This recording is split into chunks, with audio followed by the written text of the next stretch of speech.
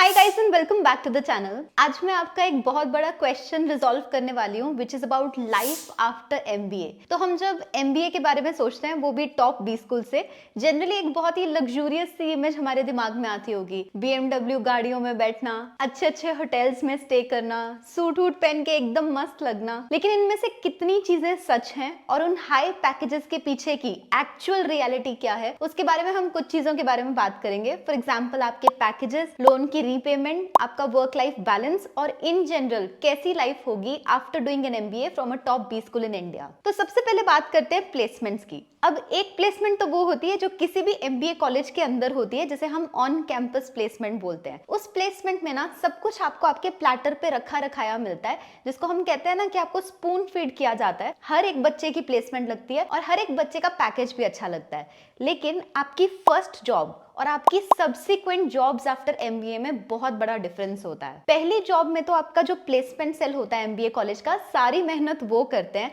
Companies को वो लेके आते हैं, आपको तो बस शॉर्टलिस्ट होके इंटरव्यू देना होता है। लेकिन जो आपके एमबीए से ग्रेजुएट होने की बाद की जॉब्स होती है ना, उसमें बहुत पापड़ बेलने पड़ते हैं। और ये मुझे तब समझ में आया जब मैंने एमबीए से ग्रेजुएट होने के बाद अपनी पहली जॉब छोड़ी और दूसरी जॉब ढूंढनी शुरू की। उस समय मुझे पता लगा कि जस्ट बिकॉज मैं आईआईएम अहमदाबाद से ग्रेजुएट हुई हूँ, उसका ये मतलब नहीं है कि मेरे पास तो लाइन लगी होगी जॉब्स की और जैसे ही मैं लिंक्डइन पे अप्लाई करूंगी ढेर सारे ऑफर्स आ जाएंगे। ऐसा नहीं होता। एक्चुअली में आपकी जो सब्सिक्वेंट जॉब्स होती हैं एमबीए के बाद, वो आपके नेटवर्क के ऊपर डिपेंड करती हैं। यानी कि आप अपने बैचमेट्स, अपने एलुमनाई के साथ कैसे रिलेशंस रखते हो, उसके ऊपर डिपेंड करेगा कि क्या वो अपनी कंपनी में आपको एक रेफरल देंगे या नहीं। ये सिर्फ जॉब्स के लिए वैलिड नहीं है। इवन अगर आप एक एंटरप्रेन्योर बनना चाहते हो और इसलिए आप एमबीए कर रहे हो, जब आप एमबीए करके निकलोगे, आपके को फाउंडर कौन होंगे, आपकी फाउंडिंग टीम में कौन कौन होगा, ये सारी चीजें डिपेंड करेंगी ऑन द फैक्ट कि आपका नेटवर्क कितना सॉलिड है। तो सबसे पहला रियलिटी चेक जो मैं आपको देना चाहती हूँ वो ये कि एमबीए करने जाने से पहले अपने नेटवर्किंग की स्किल्स पे काम करो। ये जानो कि आप अलग अलग तरह के लोगों से नेटवर्क कैसे कर सकते हो। आप में से ज्यादातर लोग लिंक्डइन को यूज कर रहे होंगे टू लर्न नेटवर्किंग, लेकिन नेटवर्किंग करने के लिए क्वालिटी क्राउड का होना बहुत जरूरी है और लिंक्डइन पे बहुत ही ज्यादा क्लटर्ड हो चुका है सब कुछ। So I would recommend you an app which is called the cofounder app. उसको मैंने खुद ट्राई करके देखा before collaborating for this video, and let me tell you कि if any one of you wants to learn networking, it is an excellent option. So co-founder app आपको network करने में as well as अपनी खुद की एक dream team बनाने में हेल्प करेगी इन एक्सचेंज ऑफ इक्विटी। इस ऐप के थ्रू आप चाहो तो अपने perfect cofounders, founding team members, advisors, consultants या इवन फाउंडिंग इंटर्न्स को ढूंढ सकते हो। ये ऐप सिर्फ टॉप 1% क्राउड को ही एंटर करने देती है, विच मीन्स की क्वालिटी चेक रहेगा। प्लस यहाँ पर आप चाहे अपनी टीम बिल्ड करना चाहो या कोई और टीम को ज्वाइन करना चाहो इन एक्सचेंज ऑफ इक्विटी, आप वो कर सकते हो। सो आपका जो भी एक्सपर्टीज का एरिया हो उसको अब आप एंटर कर सकते हो, एंड जो भी कॉन्वर्सेशन होगी that will revolve around equity and not salary. And you know what is the best part, इसमें आप एक्चुअली अपनी ड्रीम टीम के साथ मैच करोगे, बिकॉज हर प्रोफाइल को आप रिजेक्ट, इनवाइट या शॉर्टलिस्ट कर सकते हो, जस्ट वैसे ही जैसे आप बहुत सी और एप्स में भी करते होगे। So I would highly recommend you all to check out and download the cofounder app. इसका लिंक आपको मेरी पिन कमेंट और डिस्क्रिप्शन में मिल जाएगा। तो ये तो थी प्लेसमेंट्स और नेटवर्किंग की बात। दूसरा टॉपिक होता है सैलरी और पैकेज। ज्यादातर लोगों को ये डर होता है कि अगर मेरी जॉब नहीं लगी या अगर लगी भी और उतना अच्छा पैकेज नहीं लगा, तो क्या मेरे सिर पे जो इतना बड़ा एमबीए का एजुकेशन लोन होगा मैं उसे रीपे कर पाऊंगा या नहीं। सबसे पहले तो मैं ये क्लियर कर दूं कि ज्यादातर अच्छे बी स्कूल से ग्रेजुएट होने के बाद 100% प्लेसमेंट रिकॉर्ड रहता है, और जैसा कि मैंने बताया प्लेसमेंट सेल्स बहुत एफर्ट डालते हैं to make sure that everybody has a good launch pad जब भी वो ग्रेजुएट हो। लेकिन दूसरा एस्पेक्ट ये है कि आपका जो सीटीसी होता है और आपकी जो इन हैंड सैलरी होती है उसमें फर्क होता है। सीटीसी का मतलब होता है कॉस्ट टू कंपनी।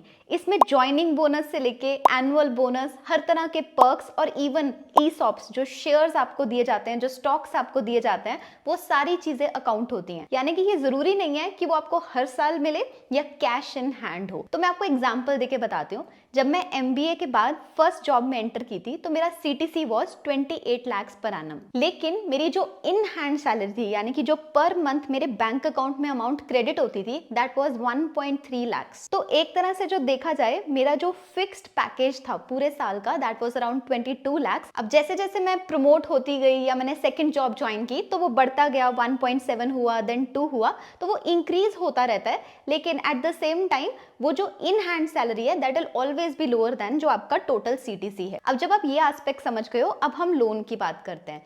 तो आज तक मैं एटलीस्ट अपने पूरे बैच में या इवन सीनियर बैचेस में किसी को भी नहीं मिली जो अपना एजुकेशन लोन रीपे ना कर पाए हों। इसका सिंपल सा कारण ये है कि आपको लोन को रीपे करने के लिए 15 साल का टाइम मिलता है और ज्यादातर लोग 3 से 5 साल के अंदर लोन को रीपे कर देते हैं, और जो लोग नहीं करते वो बाय चॉइस 8 साल लेते हैं रीपे करने के लिए, ताकि वो इनकम टैक्स फाइल करते समय एजुकेशन लोन के ऊपर जो इंटरेस्ट होता है उसका टैक्स बेनिफिट ले पाए। अभी मुझे ग्रेजुएट हुए 3 साल हो चुके हैं, मैं अपना एजुकेशन लोन रीपे कर चुकी हूँ। मेरे ज्यादातर बैचमेट्स अपना एजुकेशन लोन या तो रीपे कर चुके हैं या बहुत ही कम अमाउंट रह गया है जो उन्हें रीपे करना है, विच मीन्स कि आप इस चीज की टेंशन तो छोड़ दो कि आप अपना एजुकेशन लोन रीपे कर पाओगे या नहीं।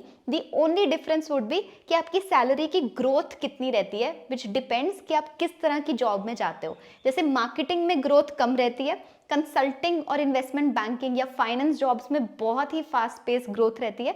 तो इट वेरीज बेसिस आप कौन से रोल में गए हो और कौन सी कंपनी में गए हो, but in general MBA graduates in India from top P schools definitely earn way more than the rest of the people जो बाकी के कोर्सेज से ग्रेजुएट हो रहे हैं। तीसरा पॉइंट है वर्क लाइफ बैलेंस का। अब ठीक है, पैकेज तो अच्छा है, लेकिन उसके लिए कितनी मेहनत करनी पड़ती है और कितनी रात रात तक जागना पड़ता है उसके बारे में बात करते हैं। तो वैसे ना ये बहुत बड़ा मिथ है कि वर्क लाइफ बैलेंस नहीं होता एमबीए के बाद।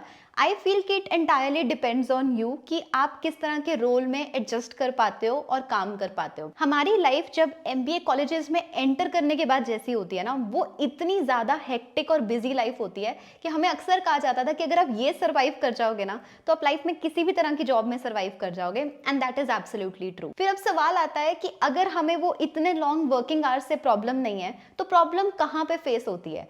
प्रॉब्लम इज कि अगर मुझे वैसा रोल नहीं मिलता जो मेरी नेचर के साथ या मेरी इंक्लिनेशन इंटरेस्ट के साथ मैच करे, तो देन जो मिसमैच होता है वो फ्रस्ट्रेशन कॉज करती है। मेरे ज्यादातर बैचमेट्स जिन्होंने भी अपनी जॉब्स छोड़ी थी, जैसे बहुत सारे लोग कंसल्टिंग में 2 महीने 3 महीने के बाद जॉब छोड़ देते हैं। वो जॉब इसलिए नहीं छोड़ते कि वर्किंग आवर्स बहुत इंटेंस होते हैं, वो इसलिए जॉब छोड़ते हैं क्योंकि वो वर्किंग आवर्स उनके लिए सूटेबल नहीं है। ऐसे बहुत से लोग हैं जो उन्हीं वर्किंग आवर्स के साथ डील कर रहे हैं और खुशी खुशी कर रहे हैं। So it entirely depends on you as a person. काफी सारे लोग अपने रोल के साथ खुश नहीं होते, अपनी टीम के साथ खुश नहीं होते, अपने बॉसेस के साथ खुश नहीं होते, which is why they decide कि हम स्विच करेंगे या ऐसा रोल या कंपनी ढूंढने की कोशिश करेंगे जो हमारे साथ बेस्ट अलाइन करती है। And that is actually a benefit of doing an MBA, कि वो आपको ये अपॉर्चुनिटी देती है या आपको ये लिबर्टी देती है कि आप अलग अलग तरह के रोल्स या फिर के कंपनीज को ट्राई करके अपना बेस्ट फिट ढूंढ पाओ। मेरे कई सारे फ्रेंड्स हैं जो कंसल्टिंग करने के बाद मार्केटिंग में स्विच किए, कई ऐसे भी हैं जो मार्केटिंग के बाद प्रोडक्ट में गए, प्रोडक्ट के बाद फिर कंसल्टिंग में गए। सो ऐसा चलता रहता है जब तक आपको ये ना पता लग जाए कि आप किस फील्ड में इंटरेस्टेड हो और आप कौन से तरह के रोल में सेटल होना चाहोगे। अब एक ना और क्वेश्चन आ जाता है कि क्या हमें इतनी छुट्टियां या फिर के इतना टाइम मिलेगा कि हम अपने लिए वक्त निकाल पाएं या हम ट्रिप्स पे जा पाएं। एक्चुअली में अगर आपने किसी भी एमबीए ग्रेड की इंस्टाग्राम प्रोफाइल देखी होगी तो उनसे ज्यादा कंट्रीज कोई भी विजिट नहीं करता या इतना ज्यादा कोई भी इंजॉय नहीं करता, बिकॉज उनके पास ये लग्जरी होती है कि वो सब काम कर पाए। अगर आपको ऐसा लग रहा है कि आपकी लाइफ एकदम हेल हो जाएगी, आप सारा टाइम सिर्फ काम ही करते रहोगे आफ्टर एमबीए, ऐसा नहीं होता।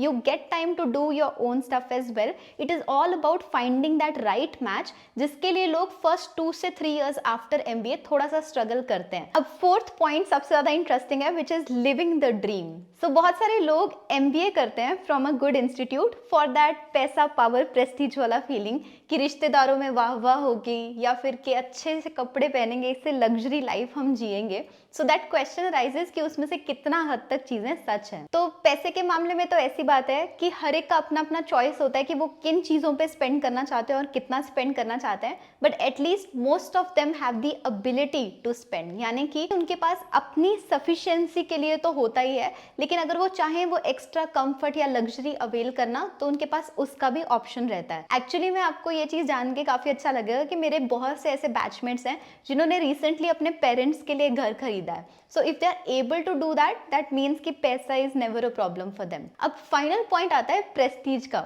यानी कि फैमिली में कितनी इज्जत, कितना सम्मान मिलता है। तो आई थिंक सबसे ज्यादा लोग इसी एस्पेक्ट पे मार खाते हैं, बिकॉज ये बिल्कुल भी सच नहीं है। ग्रेजुएट होने के बाद हो सकता है कि 1-2 महीने तो सब बहुत वाह वाह करेंगे और पार्टी भी होगी और सब लोग ऐसे आपको लुक अप टू करेंगे। उसके बाद सिर्फ आप वही दीदी या भैया बन के रह जाते हो जिनको MBA गाइडेंस के लिए फोन किया जाएगा। उसके अलावा आपके IIM टैग की सोसाइटी में इन जनरल कोई वैल्यू नहीं होती। किसी को कोई फर्क नहीं पड़ता आप कौन से इंस्टीट्यूट से पढ़े हो। It is just in your own head कि I am an IIM grade, otherwise literally किसी को फर्क नहीं पड़ता। So I hope this clarifies your doubts about life after MBA। अगर आपका कोई और क्वेश्चन भी है जो मैंने एड्रेस ना किया हो in this video, feel free to put it in the comments, would be happy to reply to it. Thank you so much for watching this guys and all the very best.